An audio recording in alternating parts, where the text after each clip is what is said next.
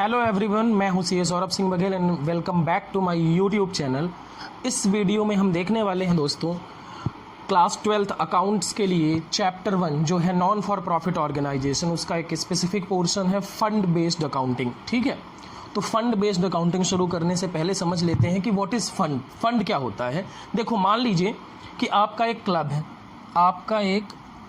है, ठीक है ना। अब उस क्लब में आपने क्या किया, एक डोनर आया, डोनर यानी दान देने वाला। उसने क्या किया, उसने आपको 5 लाख रुपए डोनेट किए और ये बोला कि इस फंड से क्या करोगे, तुम इस पैसे से क्या करोगे, सिर्फ और सिर्फ क्रिकेट टूर्नामेंट कराओगे। क्या कराओगे? Cricket tournament. ठीक है, तो क्या बोल दिया गया, फंड मीन्स अमाउंट रिसीव्ड। या फिर दूसरा, हमने ही कुछ क्या किया, 2 लाख रुपए, हमने क्या किया, 2 लाख रुपए एक फंड में बना के डाल दिया और हमने इससे बोला कि हम इससे क्या कराएंगे, सिर्फ और सिर्फ क्या कराएंगे, प्राइज डिस्ट्रीब्यूट करेंगे। तो प्राइज फंड हमने बना लिया।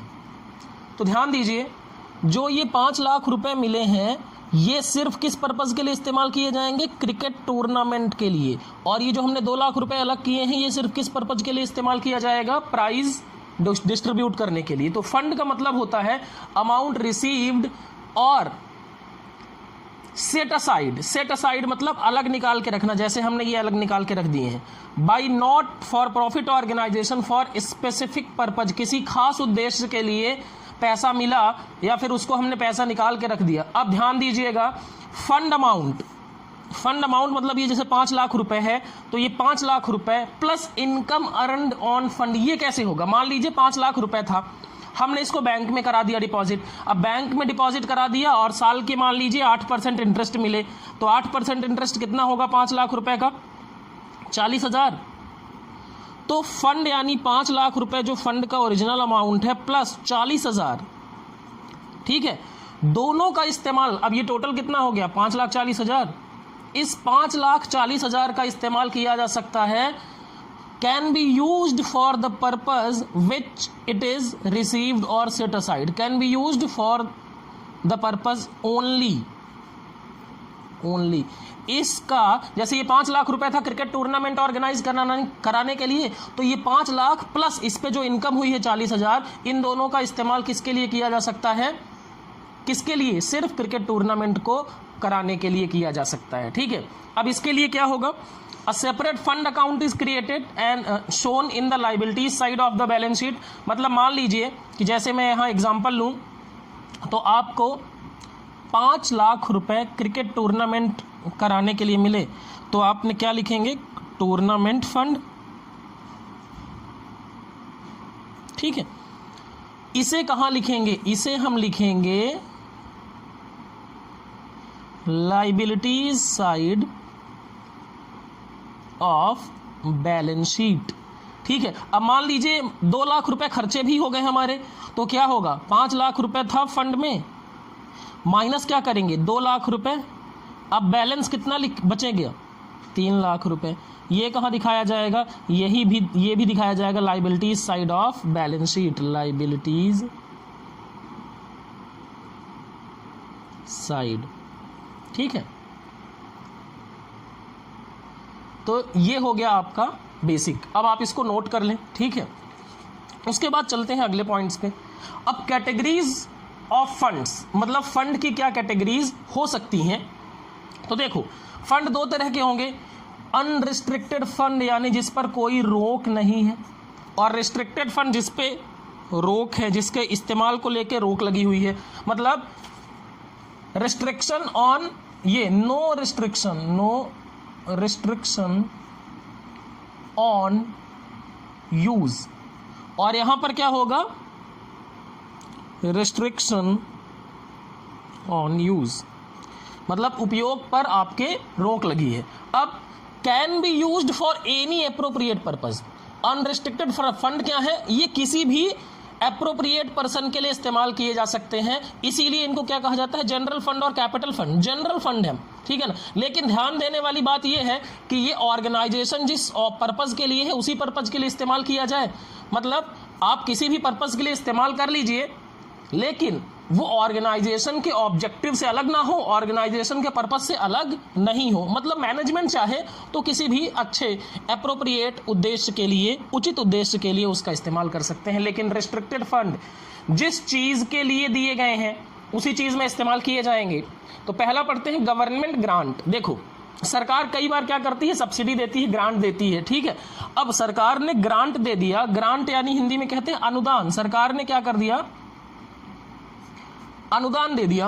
अब मान लो सरकार ने 5 लाख रुपए, मान लीजिए आप स्कूल हैं तो सरकार ने क्या किया, आपको 5 लाख रुपए दिए मतलब एज अ ग्रांट, लेकिन ये बताया नहीं कि किस पर्पस के लिए है। तो आप इसका क्या कर सकते हैं, इसका इस्तेमाल स्कूल के पर्पस में किसी भी काम के लिए कर सकते हैं। लेकिन मान लीजिए सरकार ने आपको 10 लाख रुपए दिए और ये बोला कि ये डोनेशन है for school building, for school building, तो इस ग्रांट का इस्तेमाल सिर्फ किस लिए किया जाएगा, सिर्फ और सिर्फ स्कूल बिल्डिंग के लिए ही किया जा सकता है, ठीक है।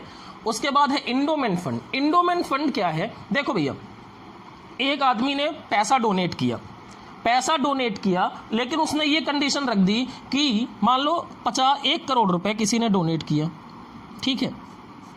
उसने बोला कि इस 1 करोड़ को हाथ भी नहीं लगाओगे, इस 1 करोड़ को क्या करोगे, हाथ भी नहीं लगाओगे, इससे जो इनकम होगी उसको खर्च कर सकते हो। जैसे मान लीजिए 1 करोड़ रुपए है ये, और इस पे इसको हमने बैंक में डिपॉजिट करा दिया, तो बैंक में डिपॉजिट करा दिया तो साल में 10% इंटरेस्ट मिलेगा, मान लो तो कितना, 10 लाख रुपए हमें इंटरेस्ट मिल रहा है, 10 लैक्स। इस 10 लाख का इस्तेमाल किया जा सकता है और इस 1 करोड़ को इंटैक्ट रखेंगे। नहीं तो अगर प्रिंसिपल अमाउंट यूज करेंगे तो धीरे धीरे ये खत्म हो जाएगा। तो ये शर्त आ गई, मतलब इसका यूज क्या हो गया, रिस्ट्रिक्टेड हो गया। फिर एन्युटी फंड। एन्युटी फंड क्या है, मतलब मान लीजिए कि मैंने एक 5 करोड़ की प्रॉपर्टी किसके नाम कर दी, एक नॉन फॉर प्रॉफिट ऑर्गेनाइजेशन, और मैंने ये बोला कि इससे एक फिक्स अमाउंट हर साल मेरे बेटे को मिलना चाहिए। मतलब मान लीजिए मैंने ये बोला कि 1 लाख रुपए, 1 लाख ईच ईयर, और जब तक मेरा बेटा इस दुनिया में है तब तक उसको क्या मिलना चाहिए, 1 लाख रुपए। तो ये क्या हो गया, एन्युटी फंड। फिर loan fund. Loan fund organization बना सकता है to provide loan for a specific person, एक स्पेसिफिक पर्पस है ये, स्पेसिफिक पर्पस। जैसे मान लीजिए गरीब, हम मान लीजिए नॉन फॉर प्रॉफिट ऑर्गेनाइजेशन है वेलफेयर के लिए, गरीबों के, तो वहाँ पर गरीब लड़कियों की शादी कराने के लिए हम क्या कर सकते हैं, उनको लोन दे सकते हैं। गरीब बच्चों के एजुकेशन के लिए लोन दे सकते हैं। फिक्स एसेट फंड, इसको बनाया जाएगा एसेट्स में इन्वेस्ट करने के लिए। और प्राइज फंड क्यों बनाया जाएगा, डिस्ट्रीब्यूट करने के लिए प्राइज। इनसे सारी चीज, इन फंड्स का इस्तेमाल सिर्फ इन्हीं के पर्पस के लिए होगा, किसी दूसरे पर्पस के लिए इनका इस्तेमाल नहीं किया जा सकता। आई होप आपको ये बात समझ में आ गई होगी, ठीक है। अब आगे चलते हैं। अब इसमें जो पहला क्वेश्चन दिया हुआ है, how are the following items shown in the accounts of a not for profit organization. देखें टूर्नामेंट फंड कितना है, 1,20,000। टूर्नामेंट रेसिप्ट्स कितनी है, 50,000। और टूर्नामेंट एक्सपेंसेस कितने हैं, 60,000। तो सिंपल सी बात है, आपका टूर्नामेंट फंड 1,20,000 ये था, प्लस आपको रेसिप्ट कितना हुआ, 50,000। तो टोटल हो गया 1,70,000। माइनस क्या करेंगे, एक्सपेंसेस कितना, 60,000। तो ये कितना बचा, 1,10,000। ये 1,10,000 क्या बचा, टूर्नामेंट का बैलेंस ऑफ टूर्नामेंट फंड। इसको कहाँ ले जाएंगे, इसको दिखाएंगे liabilities side of balance sheet, ठीक है। आई होप आपको ये बात समझ में आ गई होगी। अब अगले क्वेश्चन की तरफ बढ़ते हैं। अगला क्वेश्चन है आपका, how are the following dealt in with in the accounts of a non for profit organization. क्या है इसमें? Particulars, debit, credit. Match fund में क्रेडिट बैलेंस है, मतलब 1,25,000 रुपए, मतलब ओपनिंग बैलेंस है मैच फंड का। ओपनिंग बैलेंस कितना है? 1,25,000। मैच एक्सपेंसेस कितने हुए? 45,000। इन्वेस्टमेंट ऑफ मैच फंड 50,000 का इन्वेस्टमेंट किया गया है। Interest received on match fund 5 lakh and prizes awarded.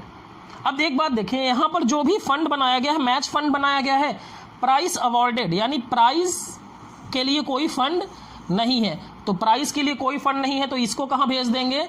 Income and expenditure account में ये खर्चा है, और इनकम एंड एक्सपेंडिचर अकाउंट में कहां लिखेंगे इसको? Debit side. डेबिट साइड यानी कि कहां? Expenditure side. तो price awarded will be transferred to the income and expenditure account since no specific price fund is created। अब बात करते हैं कि क्या होगा। तो ओपनिंग बैलेंस की बात करो। Opening balance of match fund कितना है भैया? 1,25,000 रुपये, ठीक है। फिर plus interest received on match fund, मतलब हमने बैंक में रखा होगा, उसमें पैसे मिले हमें, तो कितना मिला? 5,000। तो टोटल कितना हो गया? 1,30,000 माइनस क्या करेंगे? एक्सपेंसेस। एक्सपेंसेस ऑन मैच कितना? 45,000। तो बचा कितना? 85,000। ये क्या है? Closing balance of match fund. इसको कहाँ लिखेंगे? Liabilities side of balance sheet. और ये जो investment on off match fund है, इसे कहाँ लिखा जाएगा? इसे इनकम साइड, वो सॉरी इनकम साइड नहीं, एसेट साइड। ये कहाँ शो किया जाएगा? एसेट साइड, ठीक है ना। आई होप आपको ये बात अब समझ में आ गई होगी। इसको आप नोट कर लें, ठीक है ना। उसके बाद वीडियो पॉज करके आप नोट कर लें, उसके बाद आगे चलते हैं, ठीक है। अब show how are the following items dealt while preparing final accounts for the year ended 31st March 2020 for of a not for profit organization। देखें जी, इस साल के लिए हमें बनाना है, ठीक है ना। तो चलिए अब हम इसको फॉर्मेट में करते हैं, जैसे बैलेंस शीट और इनकम एंड एक्सपेंडिचर अकाउंट बनाया जाता है। तो चलिए शुरू करते हैं। तो देखो क्या है सवाल में, expenditure on construction of pavilion 6 lakh रुपए। Construction work is in progress not it completed कितना है? मतलब कंस्ट्रक्शन वर्क प्रोग्रेस में है, अभी कंप्लीट नहीं हुआ है, पेवेलियन बन रहा है।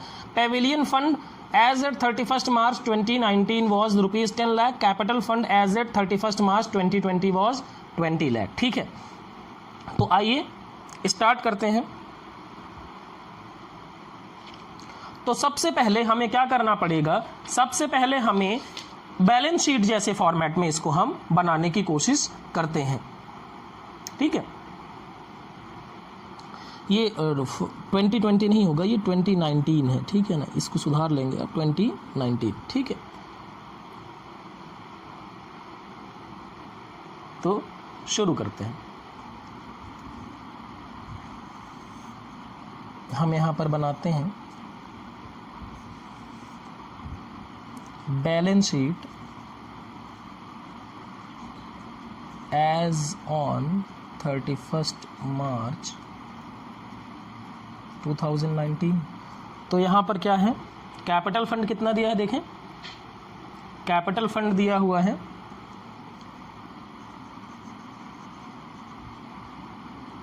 ₹20 लाख कैपिटल फंड। और पेवेलियन फंड कितना है?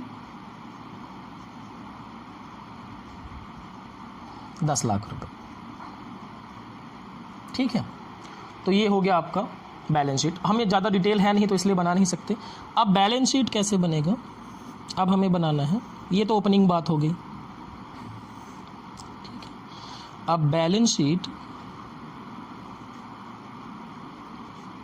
एज ऑन 31 मार्च 2020। ठीक है ना, तो देखें कैपिटल फंड कितना था, 20 लाख। ठीक है ना, फिर आपका पैवेलियन फंड कितना था,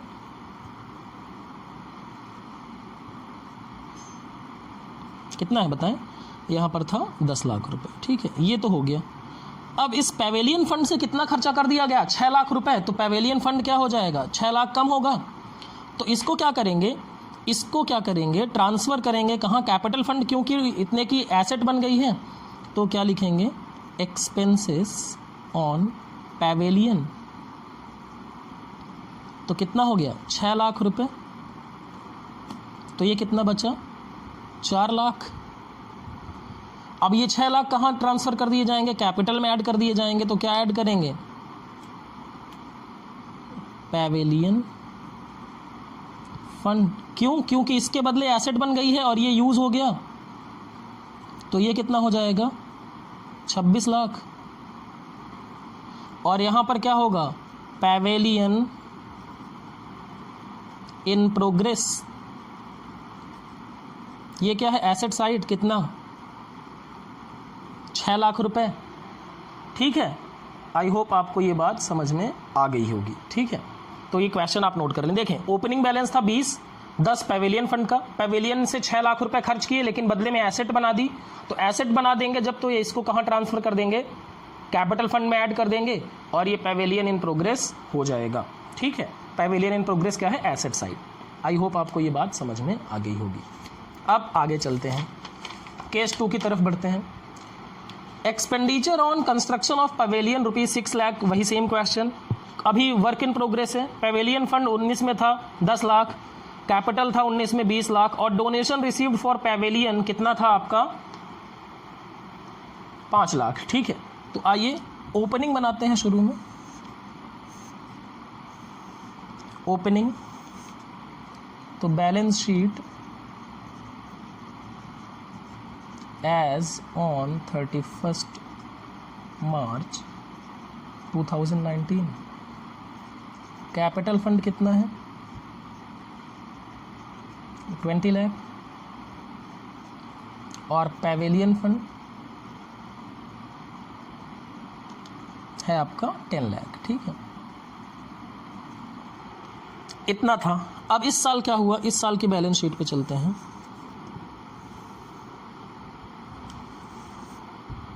क्या लिखेंगे, बैलेंस शीट एज ऑन 31 मार्च 2020। ठीक है ना, तो कैपिटल फंड तो इतना ही था शुरू में, कैपिटल फंड 20 लाख। फिर यहाँ पर लिखेंगे पैवेलियन फंड ओपनिंग में कितना था, 10 लाख। ठीक है, अब इस साल क्या हुआ है, पैवेलियन फंड में डोनेशन भी मिला है 5 लाख का, तो प्लस क्या लिखेंगे, डोनेशन कितना, 5 लाख। और खर्च कितना किया है, एक्सपेंस कितना किया है, 6 लाख। तो ये क्या प्लस और ये क्या होगा माइनस, तो टोटल कितना बचेगा, 15 में 6 गए, 9 लाख बचा। और 6 लाख से जो एसेट बनाई है वो कहाँ ट्रांसफ़र हो जाएगी, कैपिटल फंड में। तो क्या लिखेंगे, यहाँ से क्या लिखेंगे, पैवेलियन फंड कितना, 6 लाख। तो ये कितना हो जाएगा, 26 लाख। और यहाँ पर क्या होगा, पैवेलियन इन प्रोग्रेस कितना, 6 लाख। ठीक है, तो इस तरीके से आप इसका ट्रीटमेंट करेंगे। हमें करना क्या है कि फंड में देखना है, उस फंड से रिलेटेड डोनेशन ऐड करेंगे, उससे रिलेटेड एक्सपेंस घटाएंगे। अगर उससे कोई एसेट बन रही है तो एसेट लाने के लिए क्या करेंगे, पेविलियन फंड जो जितना भी एसेट बन रहा है उसको कैपिटल फंड में ऐड करेंगे और एसेट साइड भी शो कर देंगे। तो this is all about fund based accounting. अगर आपको ये वीडियो अच्छा लगा तो शेयर करें दोस्तों के साथ, कमेंट करके ज़रूर बताएं, हमें फीडबैक देना है। और जिन लोगों ने चैनल सब्सक्राइब नहीं किया है चैनल सब्सक्राइब कर लें। Thank you very much.